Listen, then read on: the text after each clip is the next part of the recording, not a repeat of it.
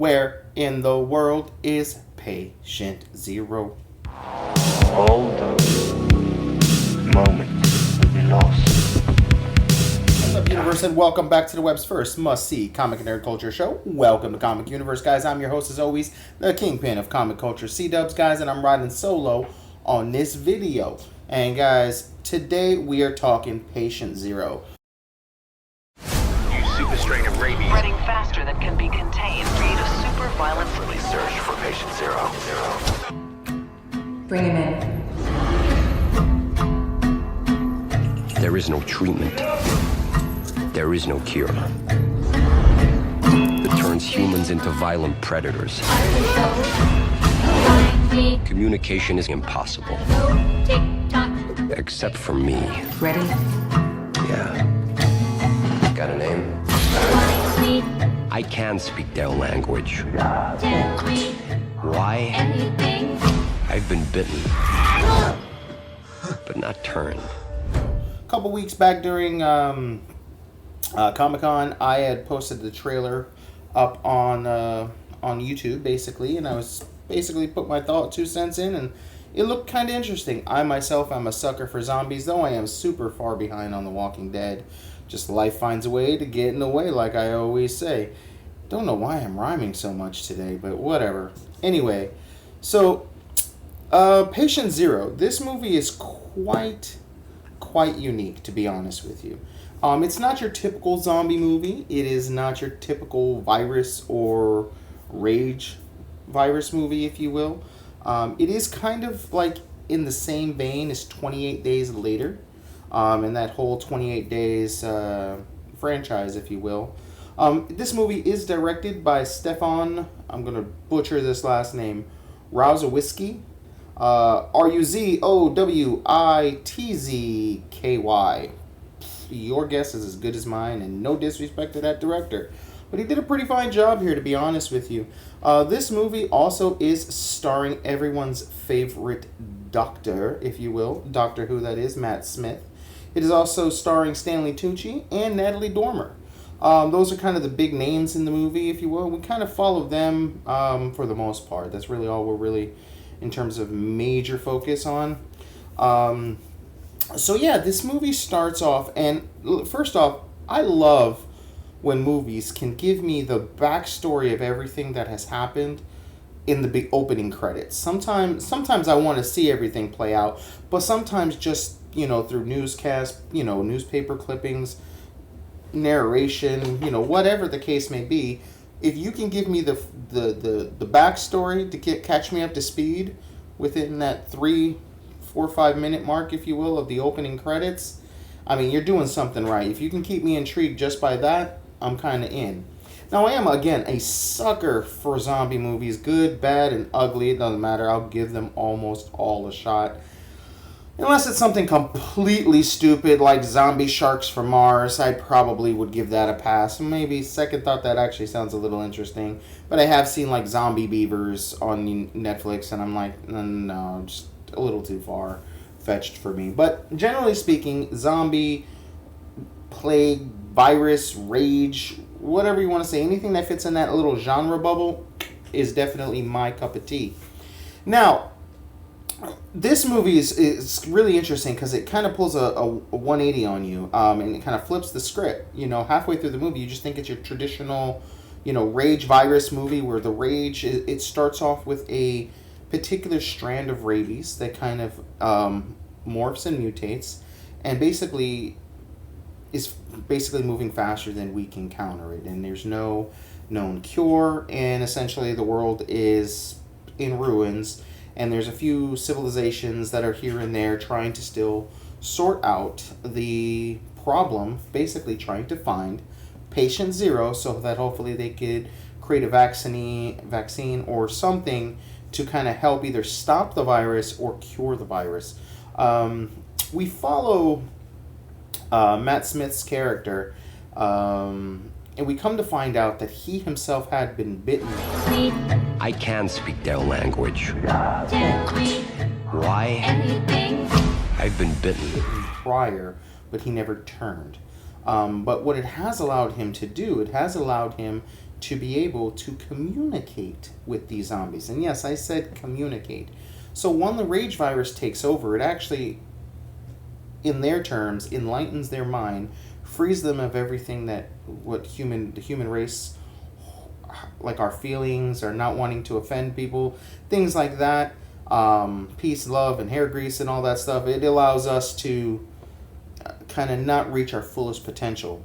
As it is stated through Stanley Tucci's character, he's advising us that basically they've evolved and they are the dominant species on the planet. They're winning the war, if you will. So Matt Smith character and Natalie's character, Natalie is the doctor, and they are in an abandoned missile silo. And I've read a few zombie novels where the premise of the movie is kind of based within a zombie silo. So I'm not quite sure if there's any connection, if it wasn't an inspiration. I don't even remember the name of the book that I read. I'm sure I could find it. But if I remember, I'll let you guys know. So inside the missile silo, they're kind of conducting tests. They're bringing in infected people, basically chaining them to a chair, and Matt's character is essentially just talking to them in their native grunts, screams, howls, just like a typical zombie sounds type thing. And that was a one-time thing. I'm not going to do that again. And we find out that they have such a heightened sense of hearing that music hurts their ears. So he always starts off the interrogation with music, and it drives them absolutely batshit crazy. Society is near collapse. Time is of the essence. The music's not affecting him at all. Nothing.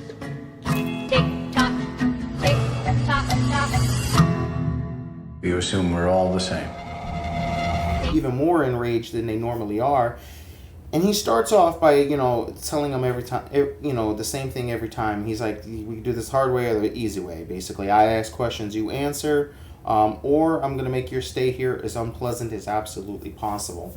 And as he's communicating with some of them, of course, they're kind of difficult. But we get little insights here and there to some of the things that has happened with the virus since that, like I said, the beginning, where they kind of catch us up on the backstory. And eventually, Stanley Tucci's character is captured. But Stanley Tucci's character is completely different than all the others. He's very civilized in comparison. He kind of Trojan horses himself in. He finds a way in, and he kind of starts causing some havoc till they capture him, and they put him in that cell so Matt could talk to him. So while Stanley Tucci's character is there, they turn the music on, they blast it, and it doesn't affect him. And they're like, okay, that's weird. It's the first guy that it's never affected. And they've come to realize that their species has no reason for lying, because they essentially are free of that care of what you think or trying to weasel anything over anybody, that they are a united species, if you will. So they don't have a reason to lie. They've kind of figured that part out. So, they're talking to Stanley Tucci, and he's like, who says I can't lie? If I wanted to lie, I could do it. I just have no need to lie to my people, type of thing. And we also see that he lights a cigarette. He starts smoking a cigarette on his own while he's in there. And he's showing very human-esque characters, civilized traits, if you will. And they have a relatively normal conversation. But there's a few things that I caught on while this conversation was going on. He had mentioned a couple of times you don't have time to waste. He's like, you don't have the time to spare to try to figure this out. Blase, blase. Why are you trying to find the first actual specimen, which seems to be around a year prior to the date of the movie, around Halloween time, in the month of October, and it believed to have started somewhere in Minnesota. And lo and behold, this is where he's from, and he goes to tell them, just because, you see the same characteristics or traits in many different people or many different species doesn't mean it's the same for everybody. It's, narrow-minded and prejudiced just to assume and create stereotypes based off of what you've seen a couple of people do. And it kind of made me think in our life, in our society, how quick we are to do that. We see a particular type of person, whether it be sex, ethnic race, religion, or whatever, we see one person's view or a handful of people's views on something. We're so quick to dump it on everybody that kind of follows in that suit and kind of strip them sometimes of their individuality. And that's essentially what they're doing to these zombies, even though that they're enraged and killing them. We're just kind of assuming that that's what they're doing. And it turns out that basically feeding off of that violence, that rage, is essentially their sustenance, is their food. You know, the chemical endorphins that are released in their brain while they're committing this destruction, death, and murder, is how they survive, is how they live. So during the conversation, you know, Matt's character realizes, wait a minute, this guy's just way too calm, way too civilized. He's just kind of, we're talking about nothing. He's leading the conversation type of thing. So he quickly scans him, you know, to see if he has like a wire or a bug on him, and he doesn't. But the person the person he talked to previously, he goes back really quick and scans him, and he had a transmitter.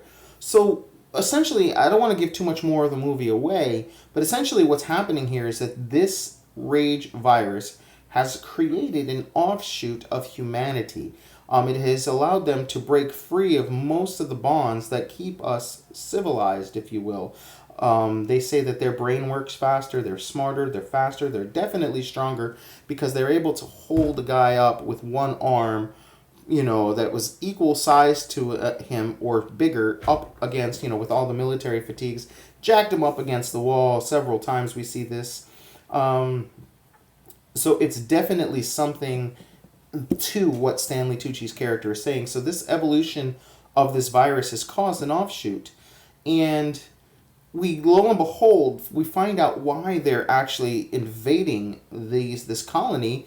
And big spoiler warning, and this is where the twist is. So if you're going to see this movie, you know, skip ahead, I'd say about 2-3 minutes into the video, or come back after you've watched this movie, because if you're a zombie fan, if you're a horror movie fan, this is definitely up there for you.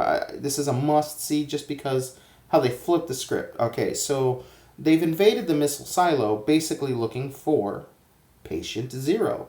So all this time, while the humans were looking for their Patient Zero, okay, I'm going to call them zombies even though they're not, the rage zombies, if you will, have been looking for the Patient Zero, who was bitten but didn't turn but can communicate with them. So he is basically the anomaly that possibly could lead to the death of the actual people. Okay? Now, the death of the actual zombies, if you will. So it turns out that Matt's character is the Patient Zero in terms of the hope for humanity, if you will. He was the patient they should have been studying and trying to make a vaccine from all this time. There's also some side stories in there. Of course, Natalie's character, Matt's character, kind of together, but we find out that there's a rage zombified, his wife, Matt's wife, you know, back when civilization was around, is actually in the silo as a prisoner, and they've been giving her this drugs that kind of help her find her humanity, but for a very short time. So he's been able to communicate with her and try to help figure out this zombie virus, if you will. But just that quick little twist, and the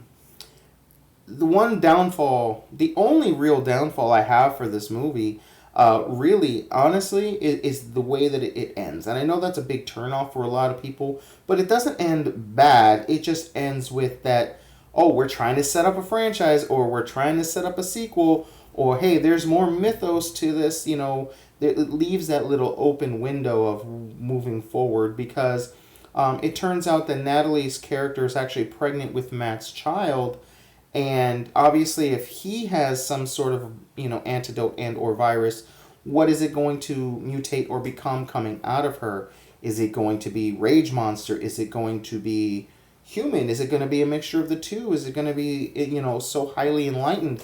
Is it going to have more abilities? You know, the zombie rage virus monsters, if you will, you know, they have endurance, speed, no fear of pain, heightened intelligence, a language all onto their own that they learn immediately once turning.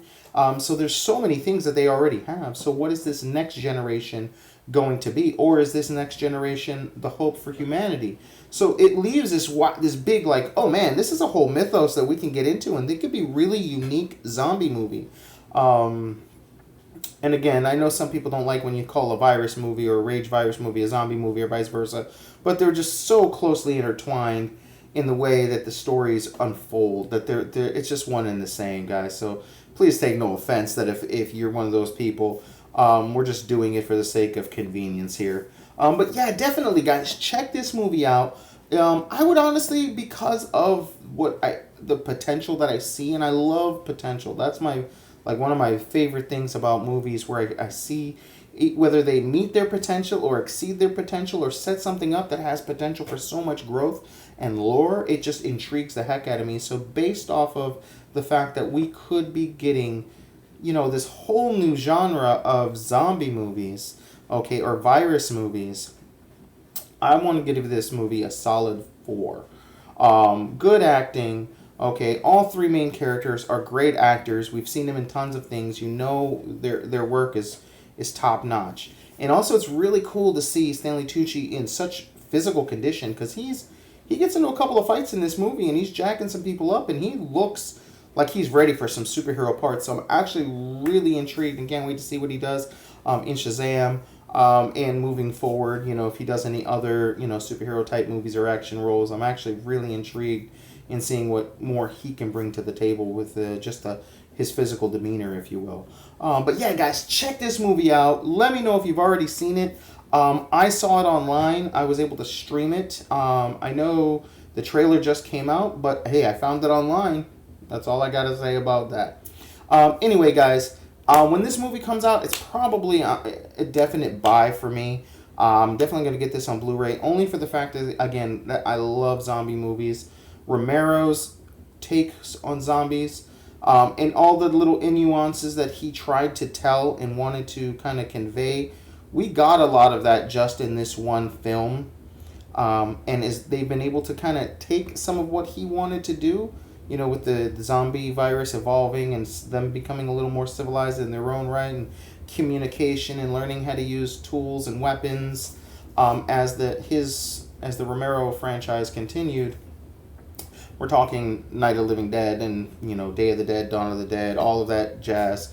So it's kind of cool how they were able to take that concept, and then the concept of, I would say, like a 28 Days Later, and kind of blend the two. So it's really, really good, guys. So check it out. Let me know what you think in the comments below, guys. We're close to 700 subscribers, guys. We're really pushing to get it. We're so close to 1,000 on top of that, which is one of the steps we need to get to be monetized, so that we can be an official company and bring you guys more into the fold, have more giveaways and things to that nature, guys. So our milestone right now is 700. We're trying to get to 700. Once we're there, we'll have a giveaway to celebrate, and then it's on to 1,000 from there, guys. So Universe, if you guys like what we're doing, give us a thumbs up. Let us know. If you guys have any ideas or comments, or suggestions that we should do for videos, let us know in the comments below. Also, guys, let me know if there's any other unique zombie movies out there that you guys have seen, or read, or anything like that I should definitely check out, guys, because I'm a huge fan of that genre. So, guys, until next time, I'm C-Dubs, and I'm going to see you in the universe. Peace.